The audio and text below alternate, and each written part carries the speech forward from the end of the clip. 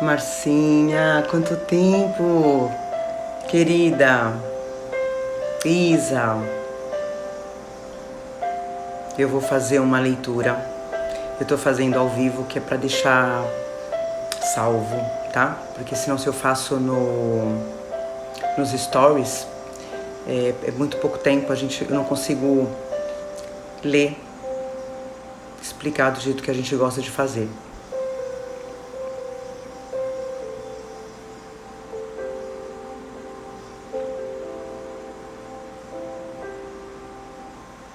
Keka, eu quero ser... Oi, Manu. Não quero demorar muito, tá? Pra gente... Denise, vamos fazer uma leiturinha. Voltei, hoje a gente tá de volta. Semana de Natal. Oi, Manu, linda. Eu quero fazer uma leitura...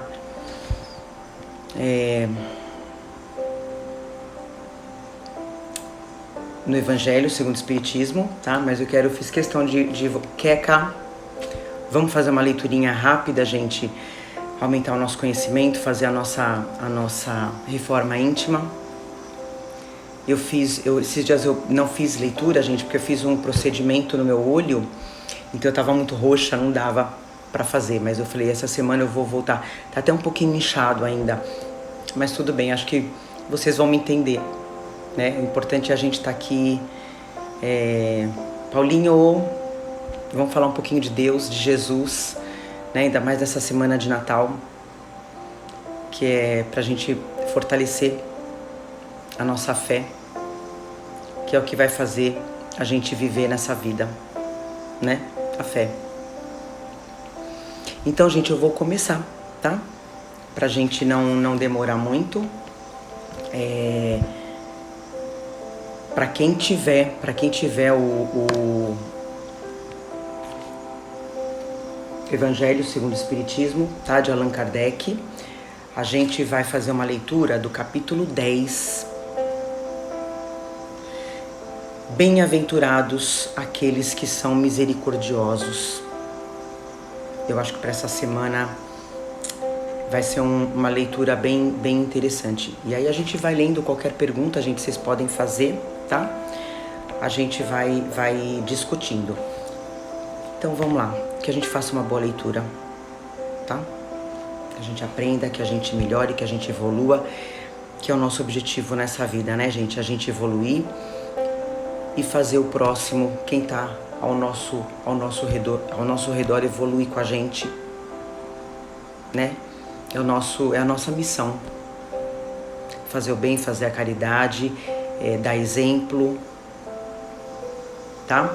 É isso aí. Então vamos começar a nossa leitura? Então não se preocupe, eu vou deixar salvo, tá? Porque eu acho importante nessa semana de Natal a gente dar essa fortalecida. Então vamos começar. Sem uma leitura rápida, básica e sem mistério, tá? E é uma leitura no capítulo 10 do Evangelho segundo o Espiritismo, que é muito importante, que é sobre o perdão. Vamos falar sobre o perdão, que é tão importante também na nossa vida, para a gente poder conviver, a gente saber que ninguém é perfeito, se o outro erra, eu também erro. A gente pode errar em níveis diferentes, né, gente? Mas todo mundo erra, ninguém é perfeito. A gente mora num planeta de provas e expiações onde ninguém é perfeito. A gente está aqui para aprender. E é com os erros, com os sofrimentos que a gente evolui. A gente tem que entender que sofrimento não é castigo. O sofrimento que a gente passa é pra gente evoluir, é pra gente aprender, é ensinamento, né? Então eu vou começar a leitura, tá bom? Vamos lá. Então, ó, capítulo 10. Bem-aventurados aqueles que são misericordiosos. Perdoai para que Deus vos perdoe. Vamos prestar bastante atenção, que é um capítulo muito importante para o nosso dia a dia, viu, gente? Bem-aventurados aqueles que são misericordiosos, porque eles próprios obterão misericórdia. Isso está escrito em São Mateus, capítulo 5, versículo 7. Então, o Evangelho, gente, ele sempre coloca as parábolas da Bíblia e depois os Espíritos explicam, né? Coloca no nosso dia a dia. Então, essa parte é da Bíblia, tá? São parábolas da Bíblia, são salmos, né? Se perdoardes aos homens as faltas que eles fazem contra vós, vosso Pai Celestial vos perdoará também vossos pecados. Mas se não perdoardes aos homens quando eles vos ofendem, vosso Pai não vos perdoará vossos pecados. Isso está em São Mateus. Se vosso irmão pecou contra vós, ide lhe exibir a sua falta em particular entre vós e ele. Se ele vos escuta, tereis ganho o vosso irmão. Então Pedro, se aproximando, lhe disse: Senhor, quantas vezes perdoarei? Essa frase ela é muito marcante, né? Pedro pergunta para Jesus: Senhor, quantas vezes perdoarei ao meu irmão quando ele houver pecado contra mim? Jesus responde, ele pergunta: será até 7 vezes? Jesus lhe respondeu: eu não vos digo até 7 vezes, mas até 70 vezes 7 vezes. Ou seja, perdoa quantas vezes você precisar perdoar, mas não guarda absolutamente nenhuma mágoa daquela pessoa que tenha feito o que for. Isso está em São Mateus. Continuando, a misericórdia é complemento da doçura, porque aquele que não é misericordioso não saberia ser brando e pacífico. Ela consiste no esquecimento e no perdão das ofensas. O ódio e o rancor denotam uma alma sem elevação nem grandeza. O esquecimento das ofensas é próprio da alma elevada, que está acima dos insultos que se lhe pode dirigir. Uma é sempre ansiosa, ele está falando sobre a alma, né? Quer dizer, uma é sempre ansiosa, de uma suscetibilidade desconfiada e cheia de fel, maus sentimentos. A outra é calma, cheia de mansuetude e de caridade. Começa a perceber que quanto mais a gente perdoa, mais a gente é perdoado, mais a gente consegue olhar o próximo de uma forma diferente. Ninguém está pedindo, gente, para que a gente, aquela pessoa que tenha feito alguma coisa contra nós, que a gente conviva com ela. Não. A gente não é obrigado a conviver com a pessoa que está fazendo mal pra gente, mas perdoar, sim. Não é do dia pra noite, é um trabalho diário. É você tentando olhar aquela pessoa com outros olhos, uma pessoa que apesar de tudo tem as suas virtudes, assim como a gente tem os nossos defeitos. A gente não é perfeito para ninguém, não, né? E o amor que a gente tem que ter com o próximo. Então vamos continuar. Olha que interessante. Ai daquele que diz: eu nunca perdoarei, porque se não for condenado pelos homens, certamente o será por Deus. Com que direito reclamará o perdão das suas próprias faltas, se ele mesmo não perdoa aos dos outros? Dos outros. Como é que Jesus vai me perdoar se eu não perdoo o próximo, o outro? Continuando. Jesus nos ensina que a misericórdia não deve ter limites. Quando diz para perdoar ao seu irmão, não 7 vezes, mas 70 vezes 7 vezes. A gente não fala, gente, que Jesus é o nosso único aqui da terra, que viveu aqui na terra. É o único homem que a gente tem que ter como guia e modelo para seguir. Quanto esse homem passou aqui na terra. Quanto ele foi xingado, cuspido, apedrejado, traído. E ele perdoou com todo o amor do coração dele. É isso que esse tempo que ele passou aqui na terra para ensinar a gente. Então, a gente sempre fala assim, né, gente? Quando você tiver uma aflição no teu coração, uma dúvida, o que a gente tem que fazer? O que Deus faria? O que Jesus faria? Como Jesus faria nesse problema? E tentar seguir o caminho dele. Então vamos continuar, que a gente está bem no finalzinho desse capítulo, tá? Desse item, aliás. Mas existe 2 maneiras bem diferentes de perdoar. Presta atenção.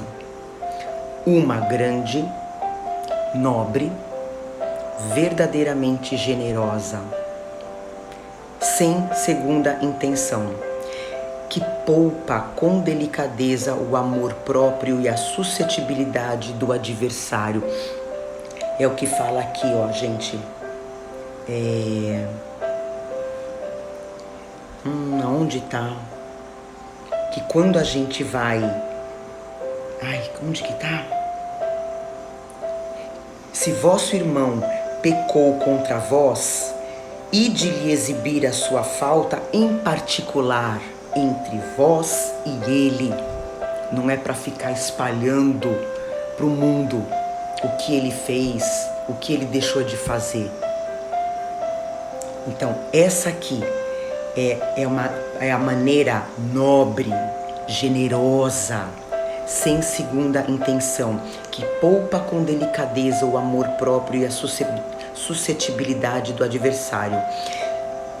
Olha só, gente, tivesse mesmo este último, o adversário, toda a culpa. É o que a gente falou. A gente acha que a gente não fez nada. Será mesmo? Será mesmo que a gente não fez nada? A gente só recebe aquilo que a gente dá. A segunda, que são as 2 maneiras bem diferentes de perdoar. Essa foi a primeira. A segunda, pela qual o ofendido ou aquele que acredita ser, né? Por exemplo, eu acho que eu fui ofendida. Então, a maneira como eu imponho ao outro condições humilhantes e faz sentir o peso de um perdão que irrita em lugar de acalmar, porque o objetivo é eu virar para o meu adversário e falar: eu te perdoo, fica com teu coração em paz, eu estou acalmando ele. E obviamente me acalmando, né, gente? Na medida que a gente perdoa, a gente é perdoado e a gente se acalma. A gente tira um peso, né, do nosso coração. Continuando. Se estende a mão, não é com benevolência, mas com ostentação, a fim de poder dizer a todo mundo: vede quanto sou generoso. Mostrando para o mundo, né? Olha como eu sou legal, eu perdoei, viu? Não, isso é entre mim e ele. Em tais circunstâncias é impossível que a reconciliação seja sincera de parte a parte. Não está aí a generosidade, é um modo de satisfazer o orgulho. Em toda contenda, aquele que se mostre mais conciliador, que prove mais desinteresse, caridade e verdadeira grandeza da alma, conquistará sempre a simpatia das pessoas imparciais. Aqui a gente termina a nossa leitura. Perdoai para que Deus vos perdoe. Então a gente tem que lembrar aquilo que eu falei, se a gente recebe alguma traição, vou dar um exemplo, alguma traição, gente, é porque em algum momento da nossa vida a gente traiu. Em algum campo da nossa vida atual a gente traiu. Então, se hoje eu sou traída pelo meu namorado, pelo meu marido, né, pela minha esposa, em algum momento da minha vida, em algum campo, eu traí alguém. Seja no trabalho, na faculdade, na família. A vida só faz voltar, né? Então a gente tem que por isso que assim, não é segredo. Como é que vai estar a minha vida daqui a um ano? É só eu andar no caminho reto. Eu vou saber como eu vou estar daqui a um ano. Se eu olhar daqui para trás, como estava a minha vida um ano atrás? Eu melhorei? Eu piorei? Eu vou saber. Eu tenho que saber os pontos que eu errei. E a gente saber que nada fica impune. Eu posso estar aqui sozinha, pensando mal de alguém. Eu acho que não tem ninguém sabendo. Tem. Em primeiro lugar, Jesus. Segundo lugar, tem toda uma espiritualidade do meu lado, que não vai deixar isso impune. No momento que eu desejei o mal de alguém, a espiritualidade já captou. Isso vai voltar para mim. Então, um dos mandamentos de Jesus, que é o que cobre todos os outros, amai o próximo como a ti mesmo. Então, a gente fazendo isso, a gente não vai cobiçar, a gente não vai roubar, a gente não vai matar. Amai ao próximo como a ti mesmo. A gente tem que começar a enxergar o próximo como um espírito que está aqui na Terra em sofrimento, assim como eu. Eu estou aqui em evolução, eu estou sofrendo, e o meu irmão, seja ele quem for, você, que está aqui, você tem um sofrimento, é claro que você tem. A gente mora na Terra, a gente vive na Terra, num planeta onde a gente sempre vai ter sofrimento. O que vai fazer a gente viver melhor? A nossa fé. A nossa fé verdadeira. Saber que se eu ajudar o próximo, seja em qualquer circunstância, eu vou receber a mesma coisa. E tentando melhorar. É a reforma íntima, né, gente? É o vigiai e orai. Vigiai e orai.